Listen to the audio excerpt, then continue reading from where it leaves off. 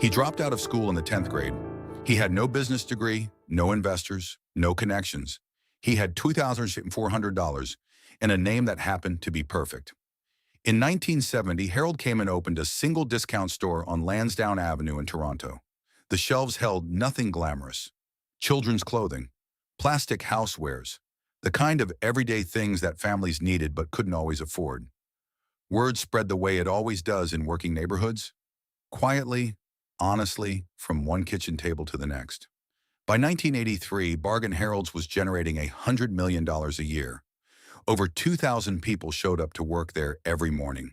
52 locations stretched from Ontario to Nova Scotia, anchoring strip malls and community shopping centers from Hamilton to Halifax. Then in 1991, every single one of those stores closed. Not one survived. How does a man build something from nothing?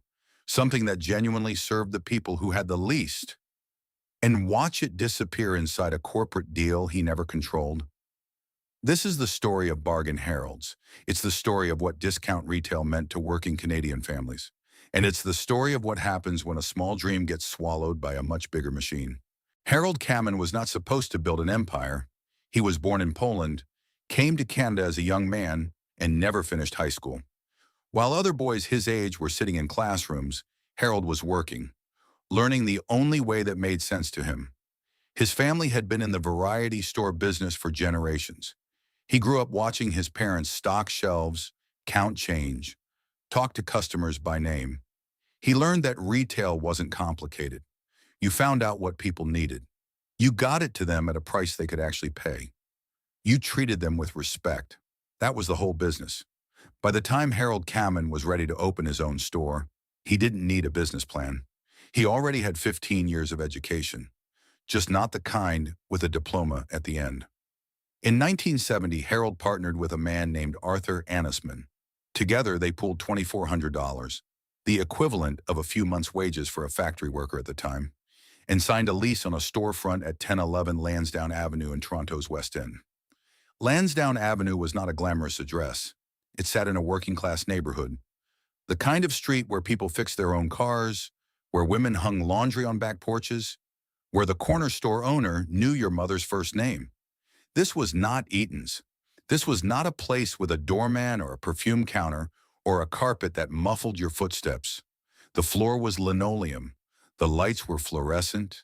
The racks were simple metal, and everything on them was priced for people who checked the tag before they picked the item up.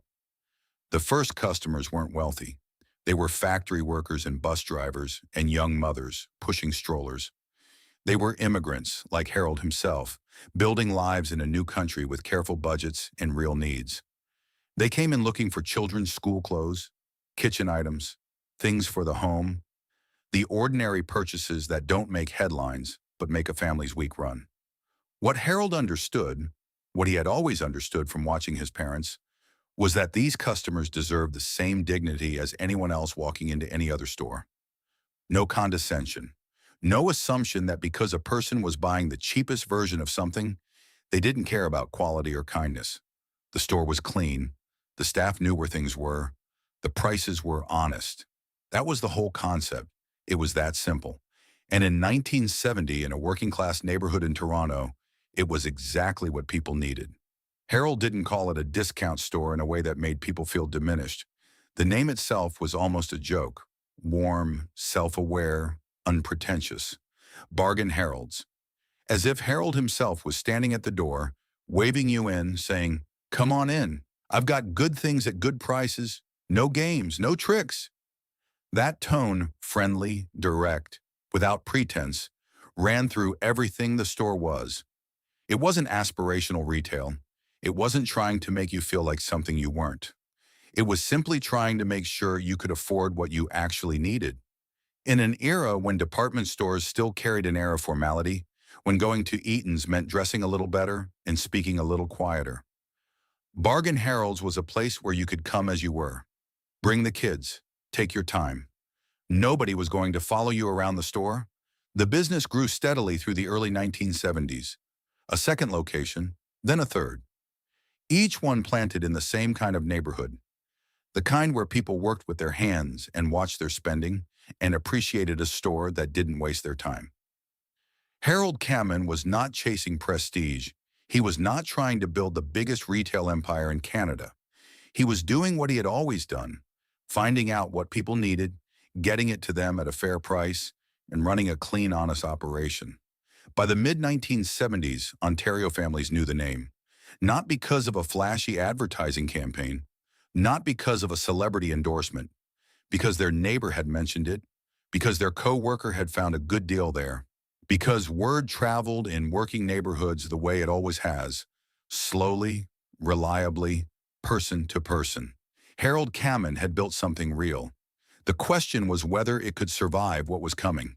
By the late 1970s, if you grew up working class in Ontario, Bargain Harold's was simply part of life.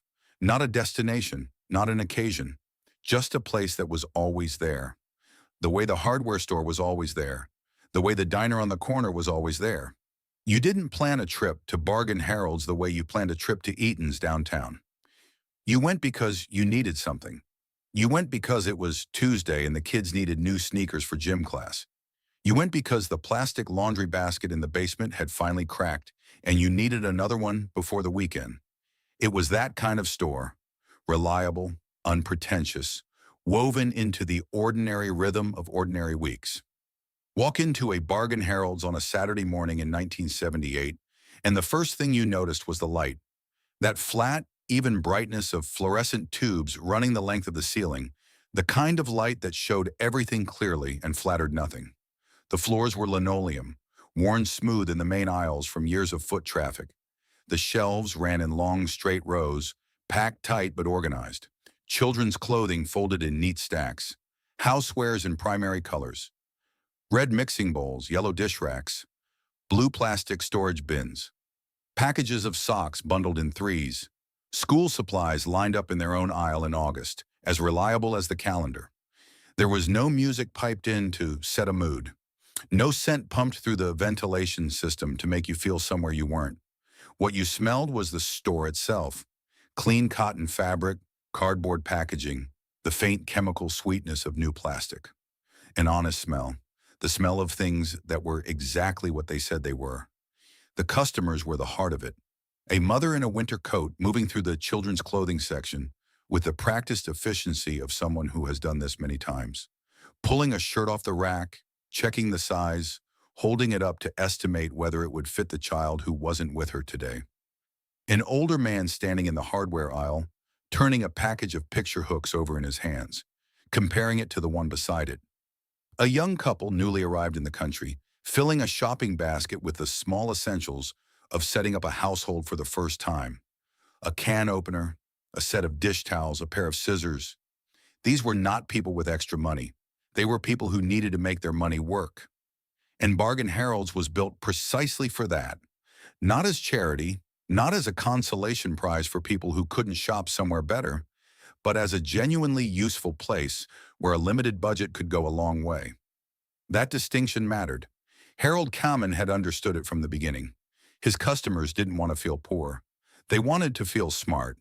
A good deal at Bargain Harold's wasn't a reminder of what you couldn't afford. It was proof that you knew how to stretch a dollar. In neighborhoods across Ontario, Bargain Harold's became a fixture of the local shopping landscape the way only a certain kind of store can. Not by being spectacular, but by being consistently, dependably there. The strip malls that anchored working-class communities in the 1970s followed a familiar pattern: a grocery store as the anchor, a pharmacy, a bank branch, a place to get your hair cut, and increasingly a Bargain Harold's, filling the role of the general variety store that communities had always needed, updated for the post-war suburban world. Families built small rituals around it. The back-to-school run in August, when mothers moved through the school supply aisle with a list in hand. Pencils, notebooks, a new ruler, a zippered pencil case if the budget stretched that far. The pre-Christmas visit, when toy selections appeared on the shelves, and a child's eyes moved slowly across each row, calculating and hoping. The quiet weekday stop, nothing special, just something that needed replacing. A spatula, a pair of work gloves, a birthday card for a neighbor. These were not memorable occasions in the way that people remember vacations or celebrations. but they were the texture of a life, the small, repeated moments that, taken together, make up the experience of a place. The employees were part of that texture too. The staff at Bargain Harold's were drawn from the same neighborhoods the store served. Young women working their first retail jobs, older men who had been stocking shelves there for years and knew the inventory the way a librarian knows the shelves, managers who lived 5 minutes from the store and recognized half the customers on site. It was not a glamorous job. The pay was modest. The work was physical, unboxing shipments, restocking shelves, keeping the floor clean during a busy Saturday. But there was a steadiness to it. A Bargain Harold's job was a real job, in a real store, in a real community. You showed up. You knew the people. The store was part of the neighborhood, and you were part of the store. For a lot of working families in Ontario, that kind of employment, stable, local, human scale, was exactly what they needed too. By 1983, Bargain Harold's was generating $100 million a year in sales across its growing network of locations. The number is worth pausing on, not because it tells you how rich Harold Cammon had become, but because of what it represents. $100 million spent by working families buying children's clothing and kitchen supplies and school notebooks. $100 million moving through the neighborhoods of Ontario, one careful purchase at a time. Harold had taken $2,400 and built something that genuinely served the people who had the least. That was the achievement, not the revenue figure. The fact that it worked, that the simple idea of honest goods at honest prices, treated with dignity, had resonated deeply enough to fill 50 stores. What Harold Cammon had built was not just a retail chain, it was a trust. And in 1985, someone decided that trust was worth $16 million. Growth for Harold Cammon had never been the point. The point was the store, the customer, the neighborhood. Growth was simply what happened when you did those things right, when you ran a clean operation, kept the prices honest, and treated people the way they deserved to be treated. One store became 3, 3 became 10, 10 became 20. Not because Harold was chasing a number, but because the model worked and working families in Ontario needed what Bargain Harold's was offering. Through the late 1970s and into the early 1980s, the chain expanded steadily across Ontario, not in a blaze of corporate ambition, but in the measured, deliberate way of a man who understood his customer and didn't want to get too far ahead of what he could actually manage well. New locations followed a consistent logic: working-class neighborhoods, strip malls and community shopping centers, places where the local grocery store was already the anchor, where families did their weekly errands on foot or by bus, where a variety store that carried everything from children's socks to picture hooks to birthday candles filled a genuine gap in the community's retail landscape. Each new store looked and felt like the one before it. Same fluorescent light, same linoleum floors, same honest, unpretentious shelves. Harold was not interested in reinventing the experience with every new location. The consistency was the point. A customer who trusted the Bargain Harold's in Dundas could walk into the one in Hamilton and feel immediately at home. By the early 1980s, the chain had crossed beyond Ontario's borders. Locations appeared in Nova Scotia, in Halifax, Dartmouth, Truro, Glace Bay, New Glasgow, Sydney. Communities that had the same working-class character as the Ontario neighborhoods where Harold had started. The same customers, essentially. Different accents, different streets, same careful budgets, and same real needs. The store count climbed. 10 locations, 20, 30. By 1983, the year the chain hit $100 million in annual sales, Bargain Harold's had established itself as a genuine regional presence. Not a national chain in the Eaton sense, not a department store with a flagship downtown, but something arguably more important to the communities it served. A reliable, accessible, affordable place in the neighborhoods where people actually lived. The employees who filled those new stores were hired from the same communities. A store manager in Halifax was a Halifax person. The staff in Truro were Truro people. This was not a deliberate corporate strategy so much as a natural consequence of how Harold had always run his business, rooted in the neighborhood, accountable to the neighborhood. part of the neighborhood. But growth has a momentum of its own. And by 1984, Bargain Harold's had grown large enough to attract attention from people who thought about retail very differently than Harold Common did. The discount retail landscape in Canada was consolidating. Bigger players were circling. The question was no longer just whether Bargain Harold's could keep expanding. It was whether it could keep expanding fast enough to hold its position against the chains that were growing around it. Zellers was growing. Kmart Canada was growing. Byway was growing. The strip mall world that had been Bargain Harold's natural territory was getting crowded. Harold Common had built 52 stores. He had proved the model. He had earned the trust of hundreds of thousands of customers across 2 provinces. What he had not built was the infrastructure, the distribution systems, the purchasing leverage, the capital reserves that the next phase of growth would require. In 1985, Kmart Canada made an offer, $16 million for the entire chain, all 52 locations, the name, the inventory, everything Harold and Arthur Annisman had built from a $20,400 storefront on Lansdowne Avenue 15 years earlier. It is not difficult to understand why Harold said yes. $16 million was real money. He was not a young man anymore. He had spent 15 years building something from nothing, and someone was now telling him that something was worth $16 million. The Kmart offer came with promises, continued expansion, more resources, the backing of a major North American retail operation. Bargain Harold's, under Kmart's umbrella, would grow bigger and serve more people than Harold could have managed on his own.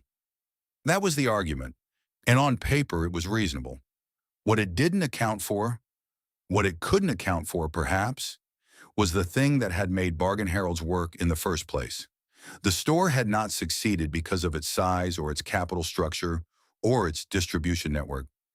It had succeeded because of a set of values that Harold Common had carried from his parents' variety store into every location he had ever opened.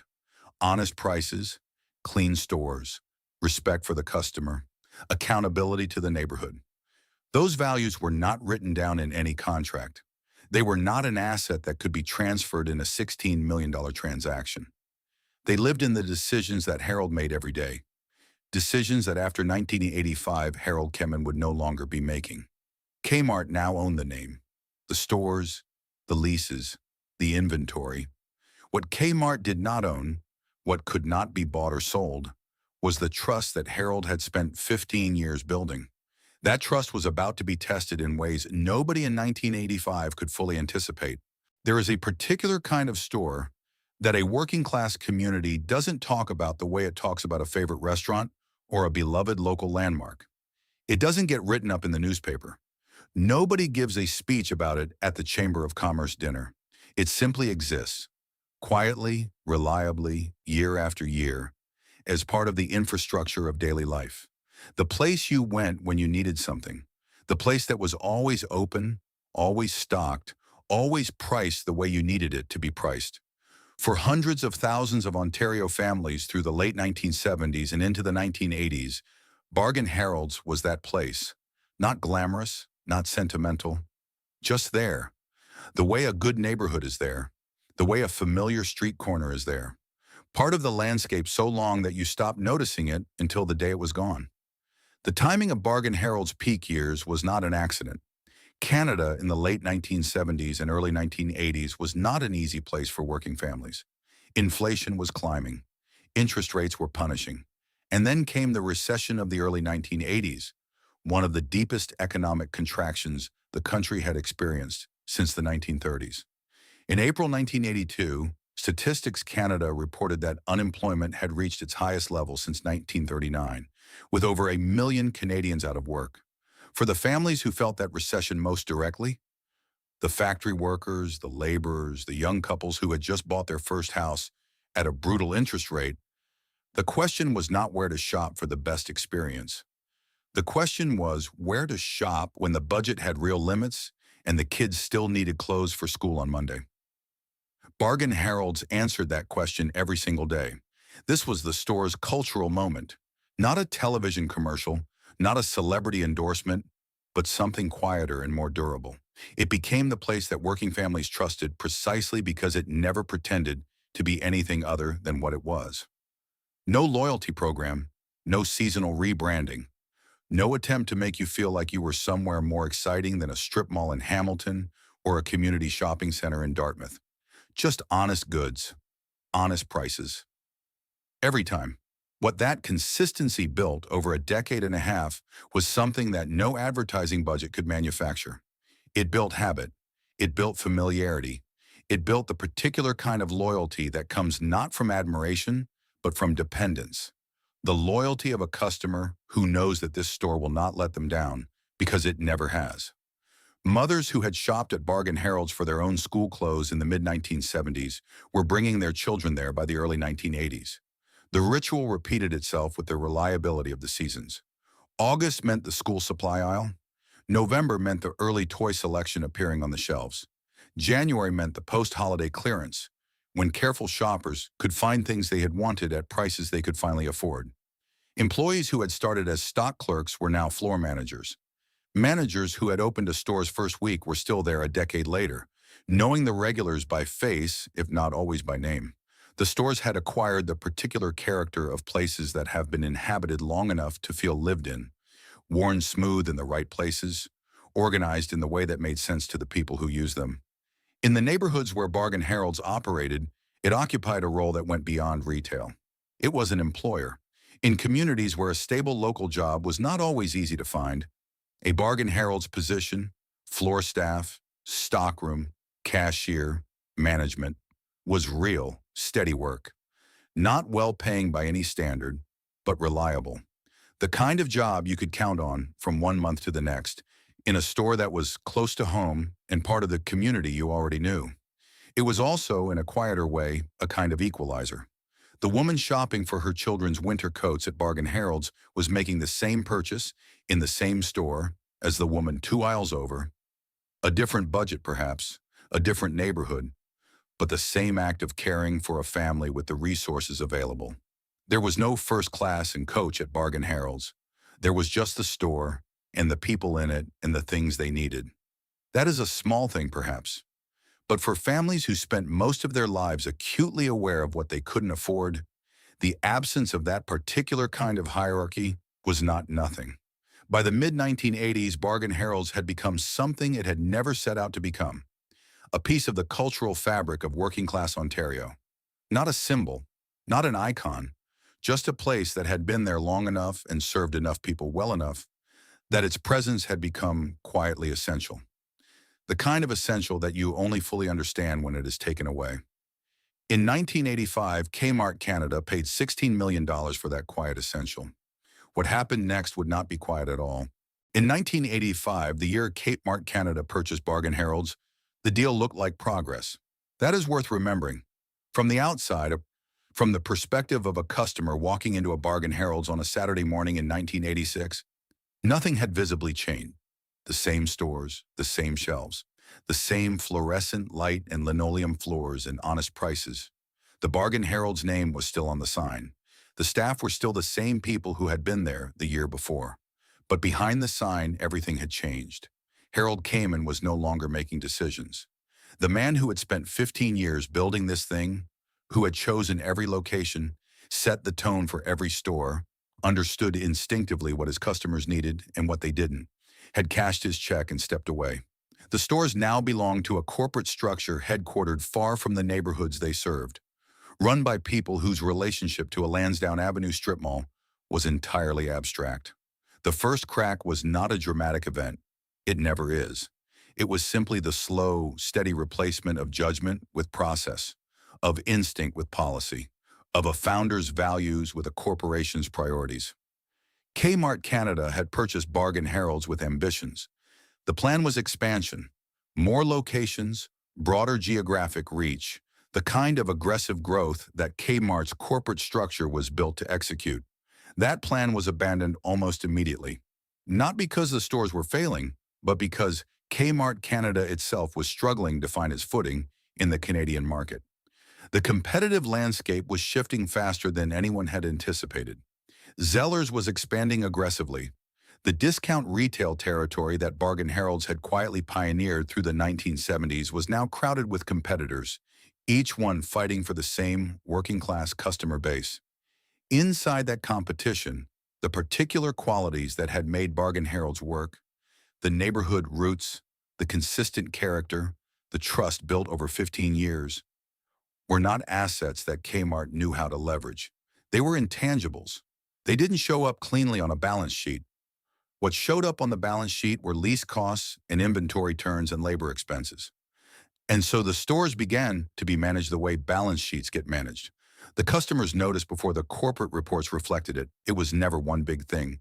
It was always small things, accumulating slowly, the way a house begins to show its age, not in a single dramatic collapse, but in 100 minor details that each seemed forgivable on their own.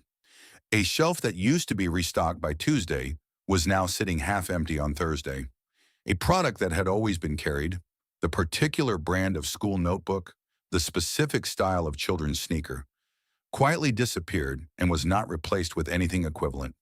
The store that had always felt clean and organized began to carry the faint air of a place where the details were no longer being watched closely.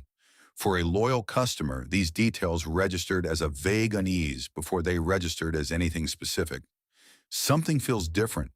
Something feels slightly less careful, less consistent, less like the store that earned the trust in the first place. That feeling, once it takes root in a customer's mind, is very difficult to dislodge. Outside the stores, the world that Bargain Harold's had been built for was changing in ways that no amount of careful store management could have addressed.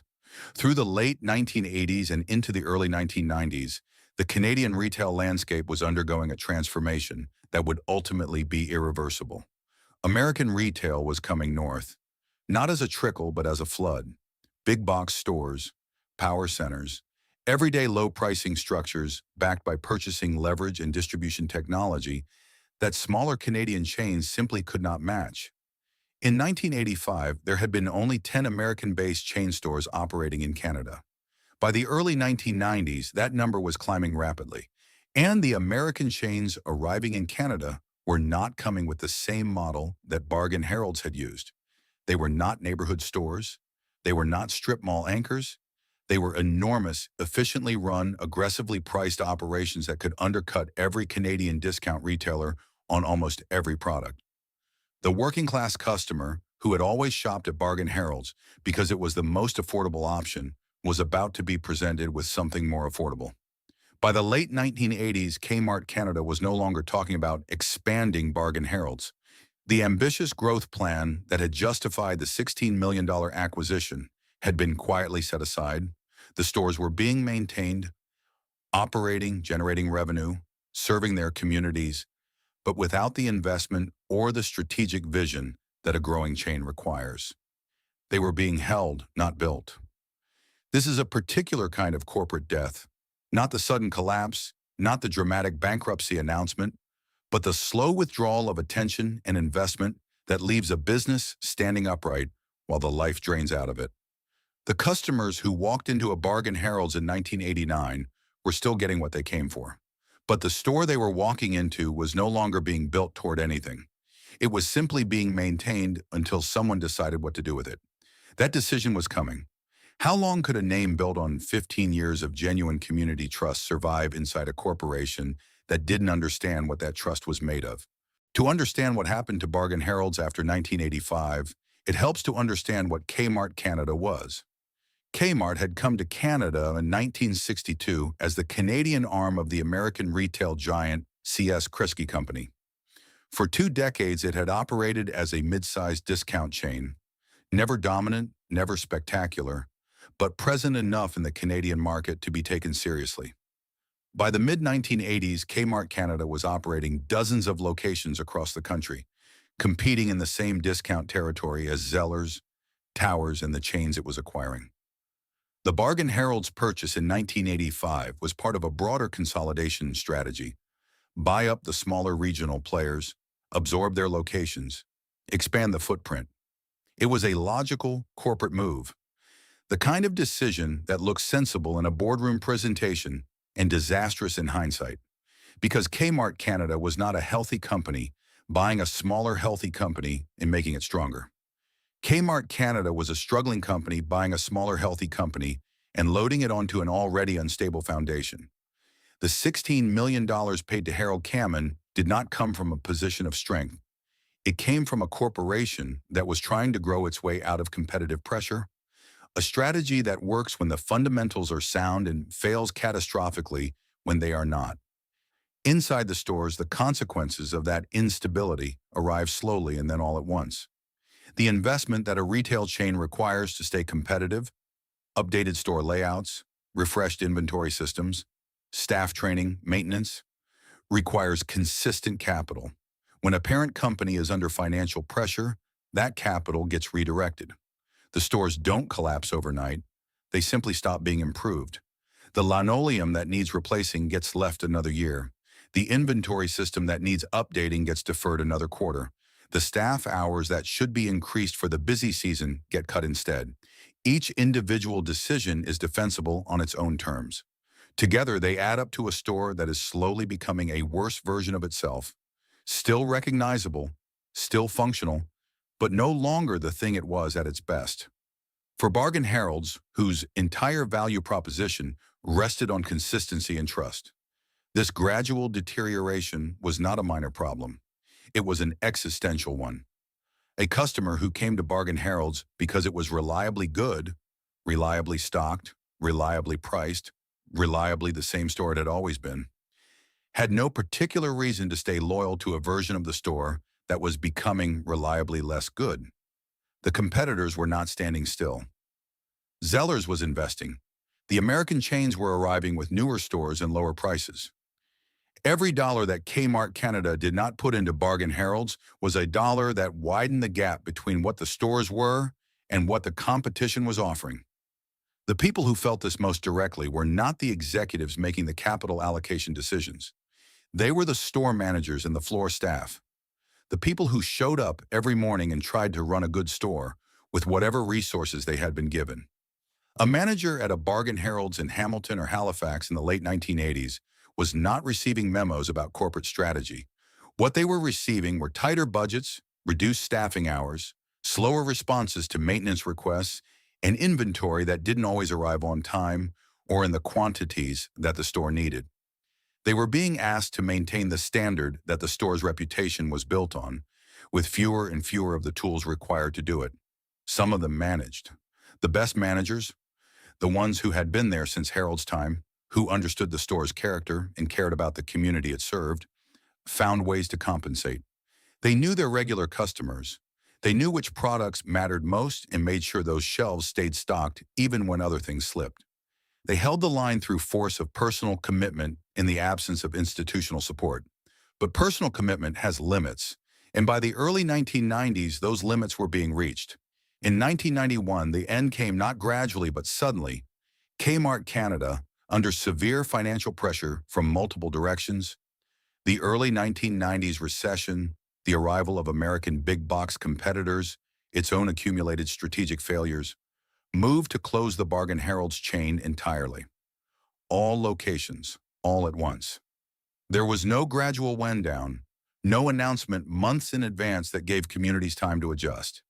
The stores that had been part of Ontario and Nova Scotia neighborhoods for over 2 decades were simply being closed. The bankruptcy that followed was not Bargain Herald's bankruptcy in any meaningful sense.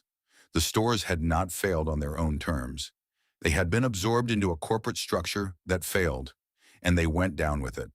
The distinction matters, even if it made no practical difference to the employees who showed up to work one morning and learned that their store was closing. 2,000 people worked for Bargain Heralds at its peak. They were stock clerks and cashiers and floor managers and district supervisors. They were people who had built careers, modest careers, working-class careers, but real ones inside these stores. They had shown up reliably, done the work, served the customers, maintained the standard as best they could with what they were given. They did not make the decisions that killed the chain. They had no seat at the table where those decisions were made. They were simply present when the consequences arrived. Who exactly was supposed to protect the people who built this? The employees who gave their working years to these stores? The communities that had organized part of their daily life around them, the customers who had trusted the name on the sign. The answer in 1991 turned out to be nobody. Kmart Canada filed for bankruptcy protection in 1994, 3 years after closing Bargain Harold's, the company that had supposedly justified a $16 million investment 9 years earlier. The aggressive expansion plan that had been used to sell the acquisition had never materialized. The synergies that corporate logic had promised had never appeared. What had appeared instead was a series of quarterly decisions that slowly hollowed out everything that made Bargain Harold's worth buying in the first place. The name, that warm, unpretentious, almost self-deprecating name that Harold Cowman had put on a storefront on Lansdowne Avenue in 1970, was gone. The assets were picked over. Some store locations were absorbed by other chains. The physical infrastructure of 52 stores, the leases, the shelving, the inventory, was distributed into the bankruptcy proceedings and disappeared into the machinery of liquidation. What could not be liquidated was what Harold had actually built. The trust, the habit, the 15 years of showing up reliably in neighborhoods that needed someone to show up, that could not be sold or transferred or acquired. It had simply existed, the relationship between those stores and those communities, and now it was gone. Harold Cowman lived until 2010. He was 82 years old when he died. He had built something real from nothing, sold it to people who did not understand what they had bought, and watched it disappear. There is no record of what he thought about that, but it is not difficult to imagine. The closing of a store is not a dramatic event. There is no explosion, no announcement that stops traffic, no moment that the city pauses to mark.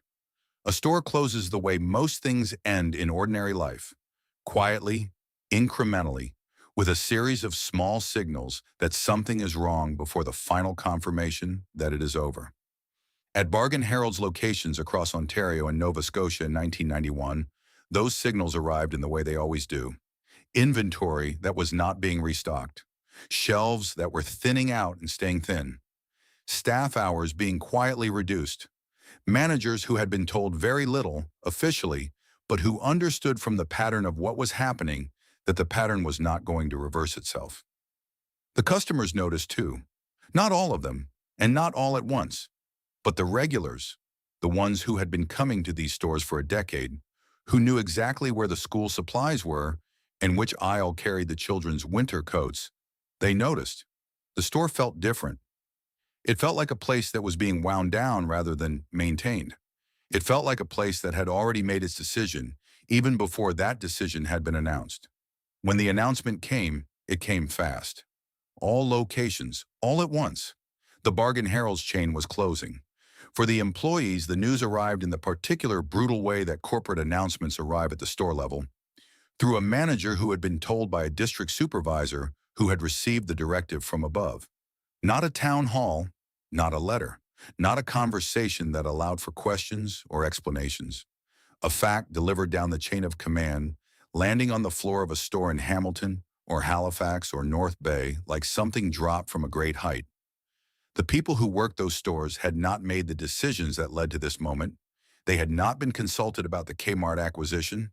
They had not been asked whether the expansion plan made sense. They had simply come to work every day, done their jobs as well as the available resources allowed, and built their working lives inside these stores. Now those working lives were ending without warning because a corporation they had never controlled had run out of runway. Picture the last weeks of a Bargain Harold's location in the fall of 1991. The clearance signs go up, red and white. Everything must go. The prices drop in stages, 10% off, then 20%, then deeper still as the deadline approaches. The shelves that were already thinning become skeletal. The merchandise that remains is the merchandise nobody wanted at full price. The odd sizes, the discontinued patterns, the items that had been sitting at the back of the stockroom for months. The regular customers come in. Some of them are there for the deals, the clearance prices on things they actually need, the chance to stock up before the store is gone. Others come for reasons that are harder to name. They walk the aisles the way you walk through a place you are saying goodbye to, slowly taking it in, aware that this is one of the last times. A woman who has been buying her children's school clothes here for 12 years stands in an aisle that is mostly empty now and holds a folded sweater she has no particular need for. She puts it in her basket anyway. It is not really about the sweater. A man who worked here for 7 years, started as a stock clerk, worked his way up to floor manager, is helping customers find what's left on the shelves, doing his job with the same care he has always brought to it, even now, even knowing that in 2 weeks there will be no job to do. The checkout lines are longer than usual. People are buying things they might not have bought otherwise, because buying something feels like a way of acknowledging what is ending. The cashier counts back change. The bags are the same bags they have always been. The receipt prints the same way it always did. Outside, the sign still says Bargain Heralds. For now, in the locations that had been anchoring strip malls and community shopping centers for 15 and 20 years, the closure left a particular kind of hole, not just in the retail landscape, though that was real. The Bargain Heralds in a strip mall had been drawing traffic that supported every other store in that mall. The pharmacy next door, the bakery 2 doors down, the dry cleaner at the end of the row. When the anchor store closes, the foot traffic that sustained those smaller businesses drains away with it. Some of them would follow, but the whole was more than commercial. It was spatial, it was social. These stores had been places where people went regularly, weekly in many cases. Places where you ran into your neighbor in the aisle and had a brief conversation about nothing in particular. Places where the staff knew your face and you knew theirs. The small, unremarkable social fabric of a neighborhood is made of exactly these kinds of encounters. In stores, on streets, in the ordinary overlap of shared daily life. When Bargain Heralds closed, that fabric tore a little. Not catastrophically, not in a way that anyone wrote about in the newspaper, but in the quiet, accumulating way that neighborhoods feel the loss of the places that organize their daily life. The locations themselves were absorbed into the landscape with the efficiency that empty retail space always demands. Some were taken over by other discount chains. Byway moved into several former Bargain Heralds locations. Zellers absorbed others. A few became the anchors for the next generation of strip mall tenants. The physical spaces, the same linoleum floors, the same fluorescent ceiling grids, the same loading docks in the back, continued to exist. They just stopped being Bargain Heralds. The name itself was briefly preserved in a different form. The bankrupt assets of the chain were acquired by Woolworth Canada, which used them as part of the foundation for a new discount store concept called the Bargain Shop. The exclamation mark was new. The connection to Harold Cameron's original vision was tenuous at best, a commercial descendant that carried none of the character of the thing it had come from. The Bargain Shop itself would eventually close in 2008 after its own long struggle against the same competitive forces that had overwhelmed its predecessor. The discount variety store model that Harold Cameron had built in 1970, the neighborhood scale, community-rooted, honest prices operation, was not a model that survived the retail transformation of the 1990s and 2000s intact. Not in his version, not in any version. The final Bargain Heralds locations closed in 1992 as the bankruptcy proceedings worked through the system and the last lease obligations were settled. The store at 1011 Lansdowne Avenue in Toronto, the original location, the one that Harold Cameron and Arthur Annisman had opened in 1970 with $2,400 and no particular guarantee of success, was among them. Whatever was left on those shelves on the last day was marked down as far as it would go and sold to whoever came through the door. The staff worked their final shifts. The keys were turned over. The sign came down. 22 years after Harold Cameron had opened that first store in a working-class neighborhood in Toronto's West End, the thing he had built was gone. 2,000 jobs, 52 communities, 15 years of genuine trust, built one honest transaction at a time.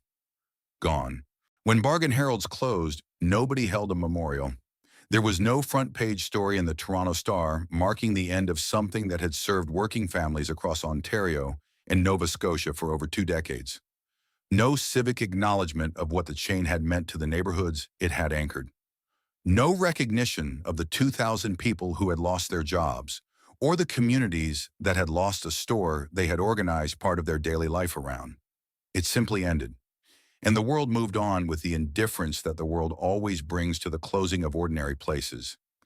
Places that mattered enormously to the people who used them and barely registered to anyone else. That indifference is itself part of the story. The immediate aftermath followed the familiar pattern of retail collapse.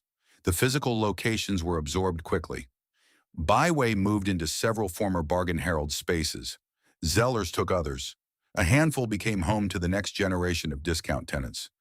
Dollar stores, close-out shops, the rotating cast of businesses that fill the spaces left behind when a real anchor store departs. The employees dispersed into the labor market with whatever they had accumulated. Modest savings, modest skills specific to a retail environment that no longer existed for them in the same form, and years of experience that a reference letter could document, but a new employer might not fully value. Some found comparable work at other chains, some did not. Some were close enough to retirement that the closure was an unwanted acceleration of a transition they had been planning. Others were nowhere near retirement and had to start over. There were no severance packages designed to acknowledge 2 decades of service. There were no retraining programs. There was the bankruptcy proceeding, the legal distribution of whatever assets remained, and then the silence of a closed case. Kmart Canada itself did not survive much longer. In 1994, 3 years after closing Bargain Harold's and 9 years after paying $16 million for it, Kmart Canada filed for bankruptcy protection. The aggressive expansion strategy that had driven the acquisition of Bargain Harold's had never materialized into the growth that justified it. The competitive pressures that had been building through the late 1980s had not been addressed by absorbing smaller chains. They had simply grown larger until the company that had done the absorbing could no longer carry the weight. The irony was precise and painful. Bargain Harold's had been a financially healthy operation when Kmart purchased it in 1985. It had been generating $100 million a year in sales. It had been trusted by its customers and embedded in its communities. It had been, by any honest measure, working. What killed it was not its own failure.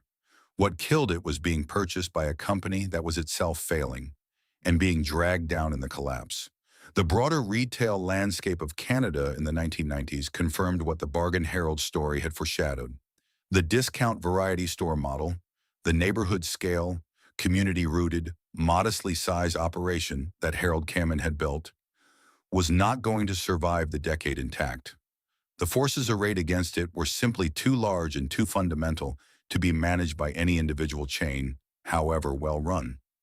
Walmart entered Canada in 1994, acquiring the Woolco chain and converting its locations almost overnight.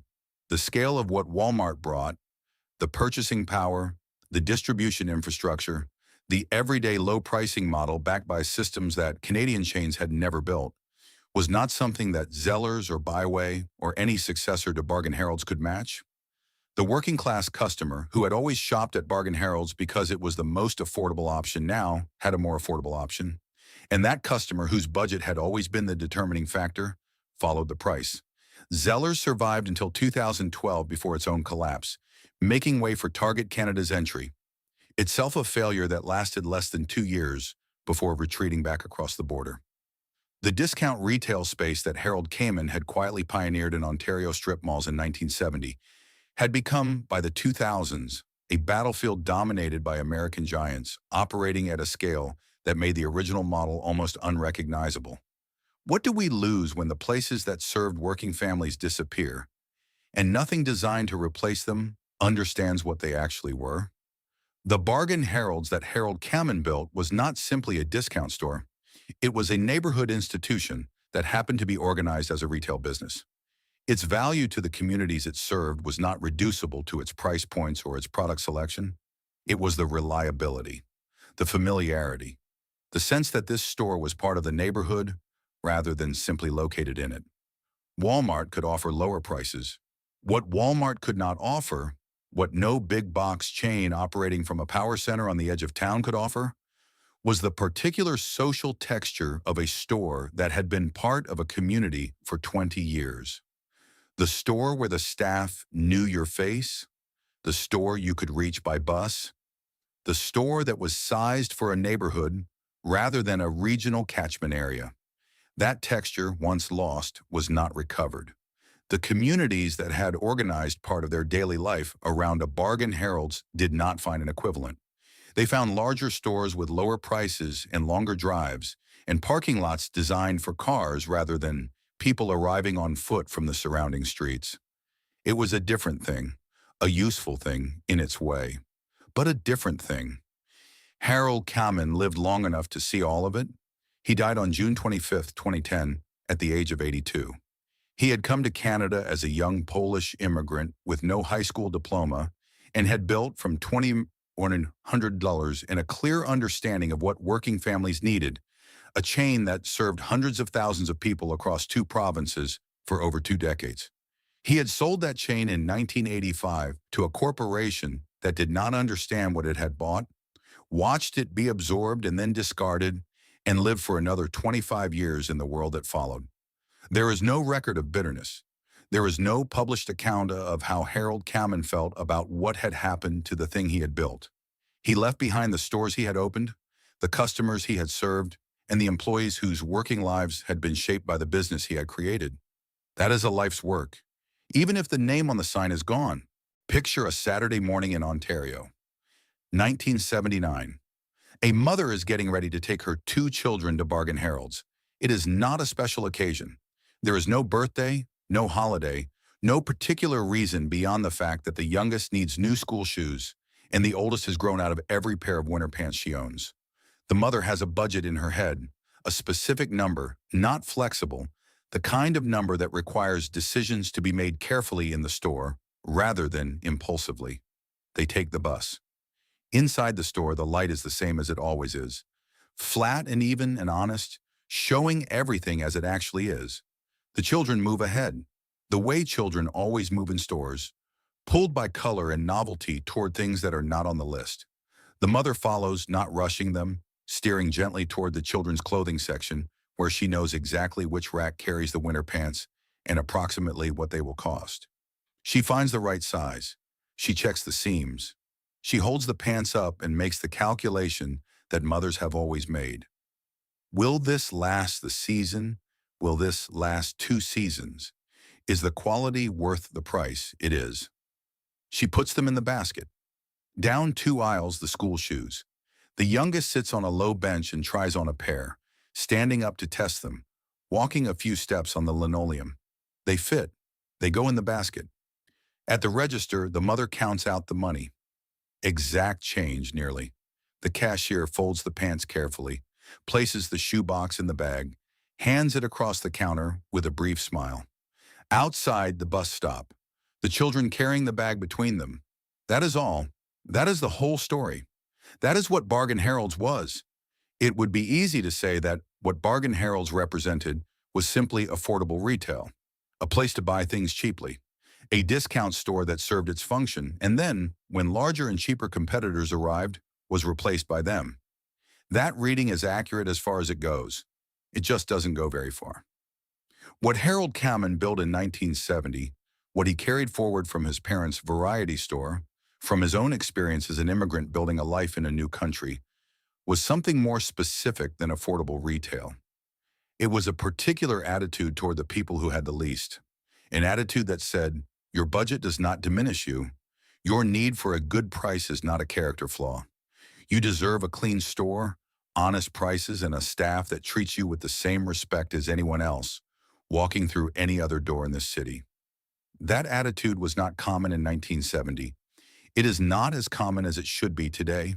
The working families who shopped at Bargain Harold's through the 1970s and into the 1980s were not looking for charity.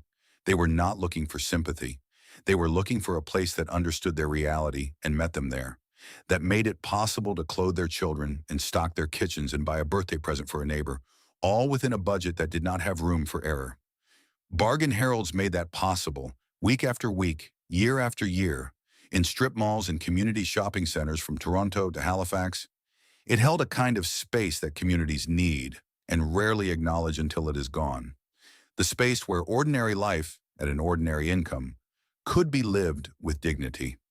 The 2,000 people who worked there were not footnotes to a corporate story. They were the store. They were the ones who kept the shelves stocked and the floors clean and the prices honest. They were the ones who learned the regulars' faces and answered questions and made sure the children's clothing section was organized well enough that a mother on a tight schedule could find what she needed without wasting time she didn't have. They built something real, in the modest, unremarkable, essential way that real things get built, by showing up, doing the work, caring about the result. And what Harold Kamin gave them, and the communities they served, was a place worthy of that care. The sign on the door said, "Bargain Harold's," not a corporate slogan, not a brand promise designed by a marketing department, just a name. The name of a man who had come to this country with nothing, learned the business from his parents, pooled $2,400 with a partner, and opened a store in a working-class neighborhood because he understood what working-class neighborhoods needed. The sign is gone now. The stores are other things, other businesses, other names, or empty spaces in strip malls that have themselves aged past their usefulness. The linoleum floors are still there in some of them, probably underneath whatever came next. The fluorescent ceiling grids, the loading docks in the back.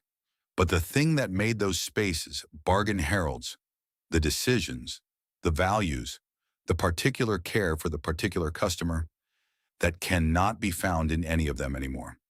Somewhere in Ontario tonight, someone is describing bargain heralds to a person who never saw one, trying to explain what it was. Finding, as people always find with these explanations, that the words don't quite carry the weight of the memory. It wasn't fancy, it wasn't special, it was just there. It was just a good store in the neighborhood that you could count on. The person listening will understand, from the way it is described, that something real was there, something built by hand, from almost nothing, by a man who understood that the people who have the least deserve the same honesty and dignity as anyone else. It was there, and it mattered.